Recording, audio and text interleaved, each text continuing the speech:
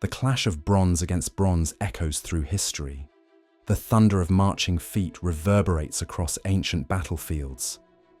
And somewhere in that chaos, a Roman soldier grips his weapon, knowing that survival depends not just on courage, but on the deadly efficiency of the tools in his hands.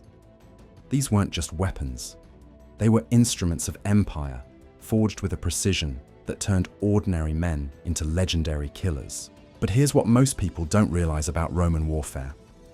While Hollywood shows us gladiators swinging massive swords in dramatic duels, the real Roman military machine was built on something far more sinister: cold calculation, brutal efficiency, and weapons so perfectly designed for mass slaughter that entire civilizations simply vanished from the face of the earth.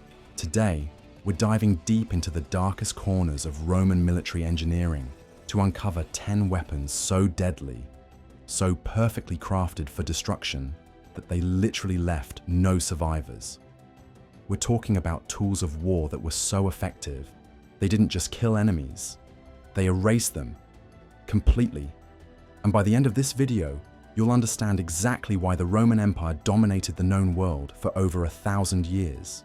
Now, I've spent months researching ancient military texts, archaeological findings, and historical accounts that most people never see. What I discovered will change how you think about ancient warfare forever, because these weren't primitive tools wielded by barbarians. These were sophisticated killing machines, engineered by the greatest military minds in history, and deployed with surgical precision across 3 continents. But before we reveal these 10 devastating weapons, you need to understand something crucial about Roman military doctrine. They didn't just want to defeat their enemies, they wanted to make examples of them. They wanted to send a message so clear, so terrifying, that entire nations would surrender without a fight. And these weapons were the punctuation marks in that message of absolute dominance. Let's start with something that sounds almost too brutal to be real. But trust me, every word of this is historically documented. The first weapon on our list was so effective at psychological warfare that entire armies would break ranks and flee at the mere sight of it being deployed. Number 10, the Scorpio. Picture this. You're standing on the walls of your city, watching the Roman legions approach. You feel confident behind your stone fortifications, surrounded by hundreds of your fellow defenders. Then you hear it. A sound like thunder, followed by a whistling that grows louder and louder until suddenly the man standing next to you simply disappears. Not killed, not wounded, gone. Erased by a bolt moving so fast it punched through his body, the man behind him, and embedded itself 3 feet deep in the stone wall. The Scorpio wasn't just a crossbow. It was a precision death machine that could thread a needle at 300 yards. Roman engineers spent decades perfecting the torsion mechanics, using twisted sinew and horsehair to generate enough force to drive an iron-tipped bolt through multiple armored targets. But here's the truly diabolical part. The psychological impact was even more devastating than the physical damage. Imagine being a defender, watching your comrades vanish one by one, picked off by an invisible enemy you couldn't even see clearly. The Scorpio operators were trained to target leaders, standard bearers, and anyone who looked like they might inspire resistance. One moment you're shouting orders to rally your troops, the next you're witnessing your captain's head explode in a spray of blood and bone fragments. Historical accounts describe entire siege defenses collapsing not because the walls were breached, but because the defenders simply couldn't handle the constant, precise elimination of anyone brave enough to show themselves. The weapon was so accurate that Roman commanders would sometimes demonstrate its capabilities before a siege by executing prisoners at impossible distances, just to show the defenders what awaited them. But the Scorpio was just the beginning. Because while it could eliminate individuals with surgical precision, the Romans needed something for when they faced massed formations of enemy troops, something that could turn 1,000 charging warriors into scattered corpses in the span of a few heartbeats. Number 9, the ballista. If the Scorpio was a sniper rifle, The ballista was artillery, but not just any artillery. This was a weapon system so advanced, so perfectly engineered for mass destruction, that it wouldn't be matched in effectiveness until the invention of gunpowder cannons over 1,000 years later. The largest ballistae could hurl stone projectiles weighing over 100 pounds with enough force to punch through the walls of fortified cities. But the Romans didn't stop at stones. They loaded these machines with specially designed ammunition that would make modern military engineers weep with admiration. Incendiary projectiles that would burst into flames on impact, spreading liquid fire across wooden structures. Fragmenting stones that would explode into deadly shrapnel, cutting down dozens of men with a single shot. And then there were the truly horrific loads. Containers filled with quicklime that would blind and burn anyone caught in the resulting cloud. Ceramic pots packed with venomous snakes, designed to spread panic as much as death. The Romans understood that warfare was as much about breaking enemy morale as it was about inflicting casualties. But perhaps the most terrifying aspect of ballista warfare was the sound. Veterans described it as the voice of angry gods, a deep thrumming that would build to a crescendo before unleashing destruction that defied comprehension. Enemy formations would hear that sound and know that death was coming, but they couldn't tell where it would strike. The psychological torture of waiting for impact was almost as effective as the weapon itself. Historical records show that during the siege of Carthage, Roman ballistae fired continuously for 3 days and nights, turning the once mighty city into a landscape of rubble and corpses. The defenders didn't just surrender, they begged for the bombardment to stop, offering tribute that would have made emperors wealthy just to end the constant rain of death from the sky. Yet even these massive siege engines pale in comparison to what comes next. Because while the ballista could destroy cities and the Scorpio could eliminate individuals, the Romans developed weapons specifically designed for the most brutal type of combat imaginable. Close quarters slaughter where there was nowhere to run, nowhere to hide, and no hope of mercy. Number 8. The Gladius Hispaniensis. Now, you might be thinking, it's just a sword. How deadly could it really be? But you'd be wrong. Dead wrong. Because the gladius wasn't just a weapon. It was a philosophy of killing made manifest in steel and bronze. The blade was only about 2 feet long, shorter than almost every other sword used by ancient armies. But that apparent disadvantage was actually its greatest strength. In the tight formations that defined Roman warfare, longer weapons became liabilities. They'd get tangled with friendly troops, caught on shields, or stuck in fallen enemies. The gladius was designed for one purpose: quick, efficient killing in the press of battle, where every second meant the difference between life and death. The Romans perfected a fighting style that turned each legionary into a human killing machine. While their enemies swung wild, sweeping strikes with their longer blades, Roman soldiers would use their shields to create openings, then drive the gladius forward in short, brutal thrusts aimed at vital organs. The blade was wide enough to cause massive internal damage, but short enough to be withdrawn quickly for the next strike. But here's what made the gladius truly deadly. It wasn't just about individual combat. It was about collective slaughter. When Roman legions locked shields and advanced in formation, they became an unstoppable wall of death. Enemies would find themselves pressed against a barrier of bronze and wood, unable to retreat, while dozens of gladius blades stabbed forward in perfect synchronization. Ancient historians describe the aftermath of Roman victories as landscapes where the earth itself was stained red for miles around. Not because the battles were particularly long, but because the killing was so efficient, so methodical, that entire armies would be butchered in the span of an afternoon. The weapon was so effective that it remained virtually unchanged for over 4 centuries of Roman dominance. When something works perfectly, why improve it?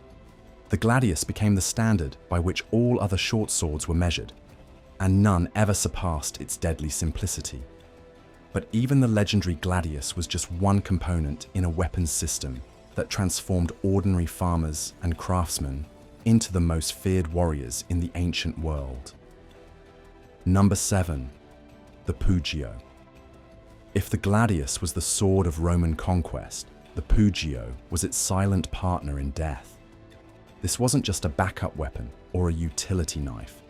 This was an instrument of terror that turned every Roman soldier into a potential assassin capable of delivering death with surgical precision. The Pugio's blade was broad and leaf-shaped, designed to slip between ribs and find the spaces in armor that other weapons couldn't reach. But what made it truly terrifying wasn't its design, it was how the Romans used it.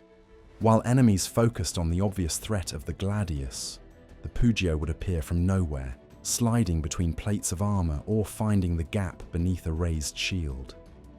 Roman soldiers were trained in techniques that would make modern special forces operators take notes. They could draw and strike with the Pugio in a single fluid motion, often while their other hand was still engaged with their primary weapon. The blade was perfectly balanced for throwing, accurate enough to pin a man to a wooden door from 20 paces away. But the psychological impact went far beyond its battlefield effectiveness. Captured enemies would whisper stories of Roman soldiers who could kill silently in the dark, slipping through camps like ghosts and leaving no trace except the bodies discovered at dawn. The Pugio became synonymous with the Roman reputation for ruthless efficiency, a reminder that death could come from any direction at any moment. Historical accounts describe interrogations where the mere sight of a Pugio being sharpened was enough to break the will of the most hardened warriors. The weapon represented something more than death. It represented the Roman capacity for calculated personal violence that could be deployed anywhere, anytime, by anyone wearing the Eagle of Rome. Number 6. The Hasta. Now here's where things get truly diabolical. Because while the previous weapons were designed for killing, the Hasta was engineered for something far worse: systematic slaughter on an industrial scale. This wasn't just a spear. It was a 9-foot shaft of ash wood topped with a razor-sharp iron point, but its true power lay in how it was deployed. Roman formations would present walls of these weapons, creating an impenetrable barrier of death that could stop cavalry charges, break infantry assaults, and turn battlefields into killing floors. The genius of the Hasta lay in its reach and precision. Enemies armed with swords and axes would find themselves dying before they could even get close enough to strike back. The weapon allowed Roman soldiers to kill at a distance while remaining safely behind their shields, protected by the man next to them in an interlocking system of mutual defense and coordinated attack. But the Romans took this concept and perfected it beyond anything the world had ever seen. They developed techniques for rapid formation changes, where thousands of soldiers could shift from defensive walls to offensive wedges in seconds. The Hasta formations could flow like liquid death across a battlefield, adapting to terrain and enemy movements with a fluidity that seemed almost supernatural to their opponents. Ancient writers describe the sound of Hasta formations advancing as something beyond human comprehension. The rhythmic thudding of thousands of feet, moving in perfect unison, punctuated by the whistle of iron points cutting through the air and the wet sounds of metal piercing flesh. Entire armies would break and run at the mere sight of Roman spear walls advancing across open ground. The weapon was so effective that it defined Roman military doctrine for centuries. When you could kill your enemies before they could reach you, why risk close combat at all? The Hasta turned warfare into a mathematical equation where superior discipline and training Romans steel. Number 5. The Pilum. This guaranteed victory against any force foolish enough to face is where Roman military engineering reaches levels of sophistication that seem almost impossible for the ancient world. The Pilum wasn't just a throwing spear, it was a precision-engineered projectile weapon designed to solve a specific tactical problem with such elegant brutality that it changed the nature of warfare forever. Picture the scene. Enemy warriors are charging your position, shields raised, confident in their protection. Then the Roman line launches a coordinated volley of pila, and everything changes. The weapon's iron tip was designed to punch through shields, but here's the diabolical part. Once it penetrated, the soft metal shank would bend under the weight of the wooden shaft, making it impossible to remove. Suddenly, enemy warriors found themselves carrying useless shields with 6-foot wooden poles dragging behind them. They couldn't fight effectively, couldn't maneuver, and couldn't retreat quickly. They were sitting ducks for the Roman advance that followed immediately after the pylon volley. But the Romans didn't stop there. They developed different types of pila for different tactical situations. Light versions for long-range harassment, heavy variants that could punch through armor, and specialized designs that would fragment on impact, sending deadly splinters in all directions. Each legionary carried multiple pila, allowing for sustained bombardments that could break enemy formations before hand-to-hand combat even began. The psychological effect was devastating. Warriors who had trained their entire lives with sword and shield suddenly found their primary defense turned into a liability. The confident charge would dissolve into chaos as men struggled with unwieldy weapons, while Roman steel pressed closer with every passing second. Historical records describe battles where the outcome was decided not by swordwork or courage, but by the simple fact that one side could no longer effectively use their shields. The pilum turned the most basic element of ancient warfare into a weapon against itself, demonstrating the Roman genius for finding weaknesses in seemingly perfect systems. Number 4.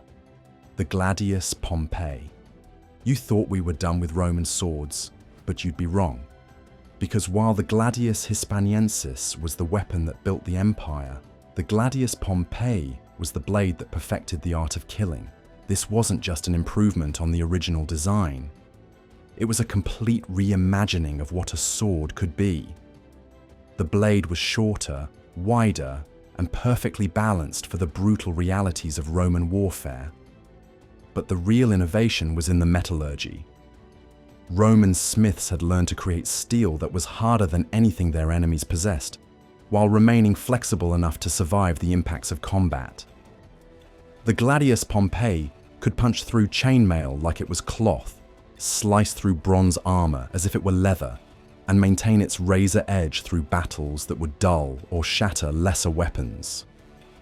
Roman soldiers could fight for hours with the same blade, cutting down enemy after enemy without losing effectiveness. But what made this weapon truly deadly wasn't just its physical properties. It was the fighting system that evolved around it. Roman soldiers didn't just learn how to use the Gladius Pompei, they became one with it. The blade became an extension of their body, responding to thought as quickly as their own limbs. The training was so intensive that Roman soldiers could fight effectively in complete darkness, relying on muscle memory and spatial awareness developed through thousands of hours of practice.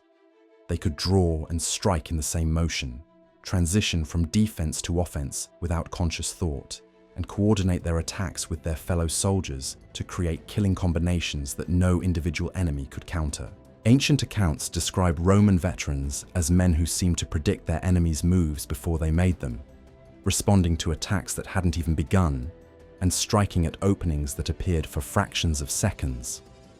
The Gladius Pompei hadn't just made them better fighters, it had made them something beyond human, warriors operating at a level of lethal efficiency that bordered on the supernatural.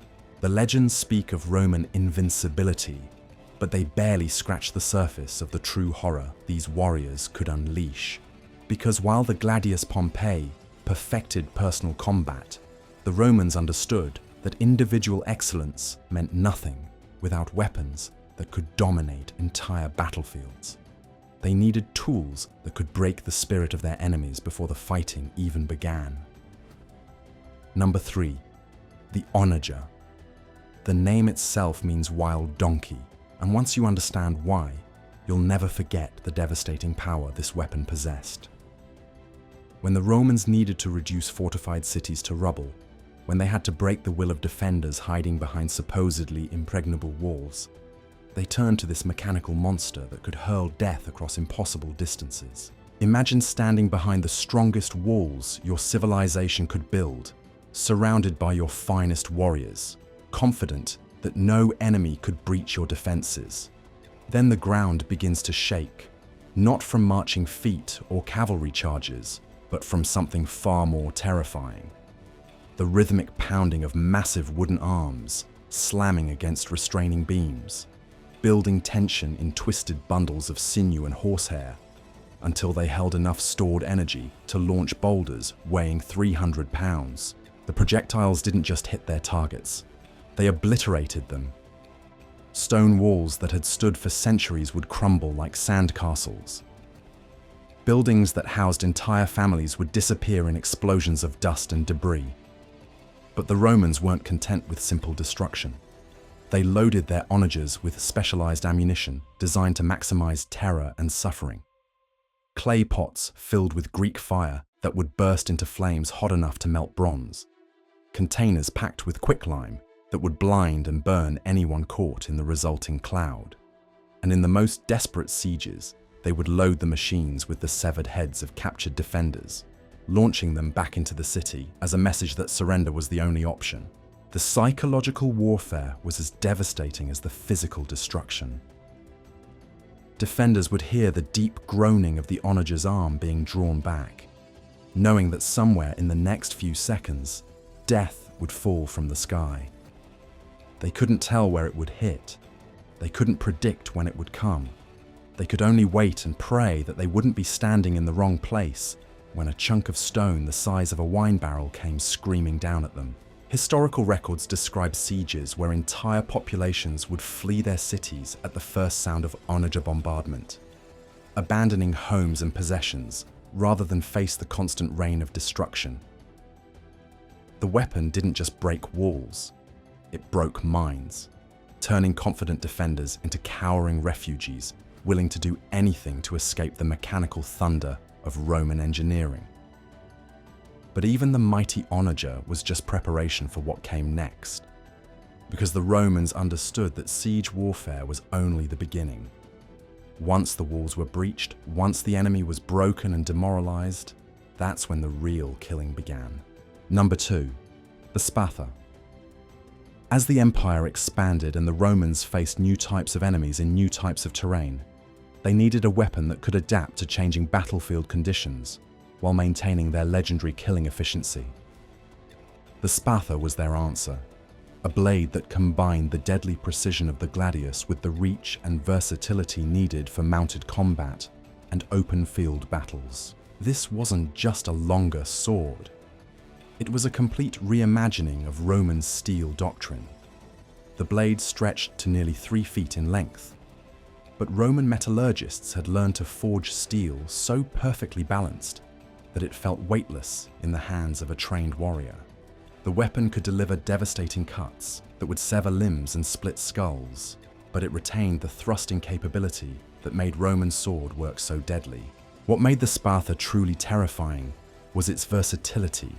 Roman cavalry could use it to cut down fleeing enemies from horseback, slicing through necks and spines with strikes that would nearly decapitate their victims. Infantry could employ it in formation fighting, where the extra reach allowed them to kill enemies who thought they were safely out of range. Individual warriors could wield it in personal combat, with a fluidity that made them nearly impossible to defeat.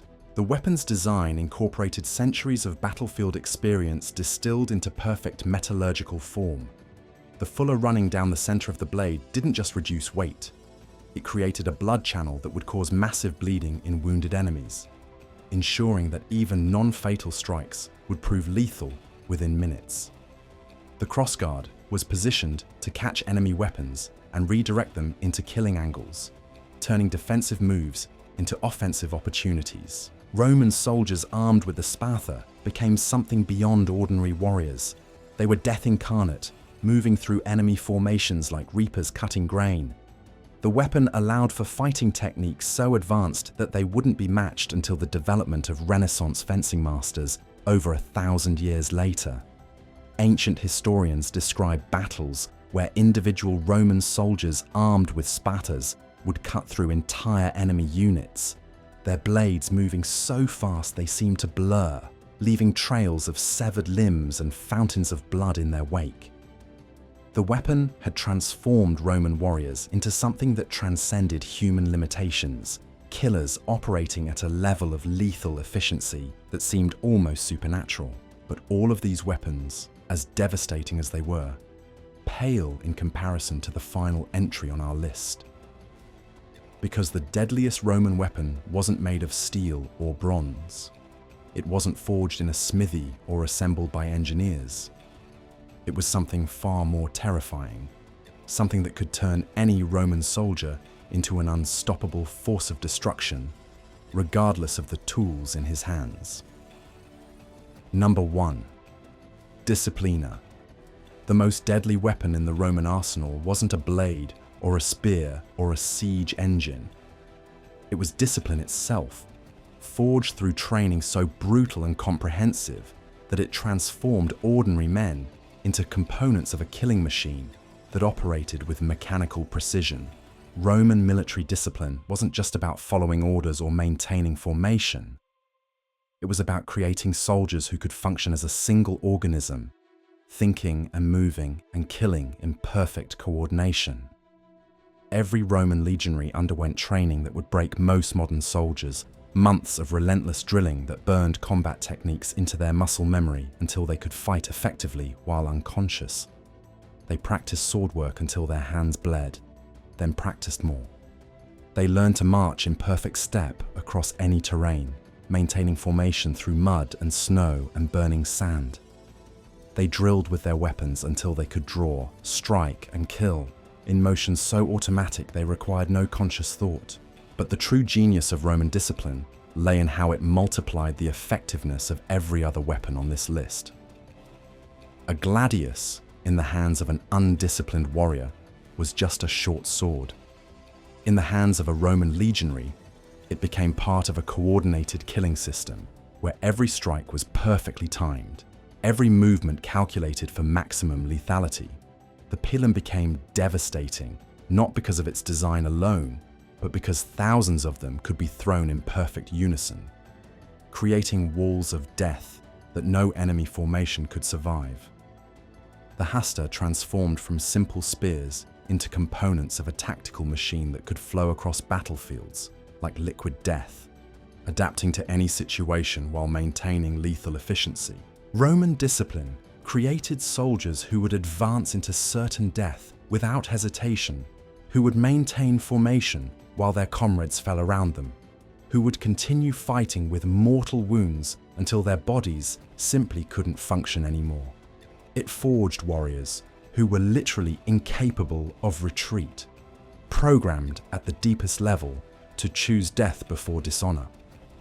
This wasn't just training. It was psychological conditioning that rewired the human brain for warfare. Roman soldiers didn't just learn to kill efficiently.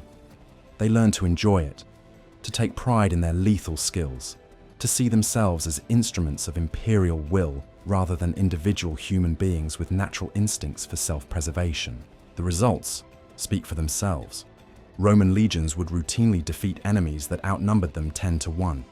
They conquered territories spanning 3 continents, absorbing entire civilizations into their empire. They created military victories so complete that entire peoples simply vanished from historical records, erased so thoroughly that modern archaeologists struggle to find traces of their existence. Ancient writers describe the aftermath of Roman conquests as something beyond mere military victory. Entire regions would be depopulated, their cities reduced to ash, their cultures obliterated so completely that within a generation, it was as if they had never existed at all. This wasn't just conquest. It was systematic erasure, carried out by soldiers whose discipline, terrifying aspect of Roman discipline was how it could have made them into something more and less than human. The most turn any weapon into an instrument of genocide.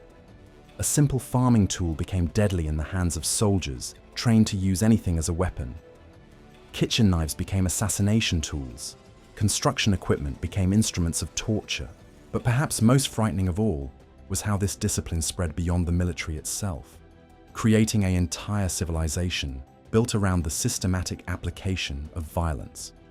Roman law, Roman engineering, Roman culture itself became extensions of military doctrine, turning the entire empire into a machine designed for conquest and domination.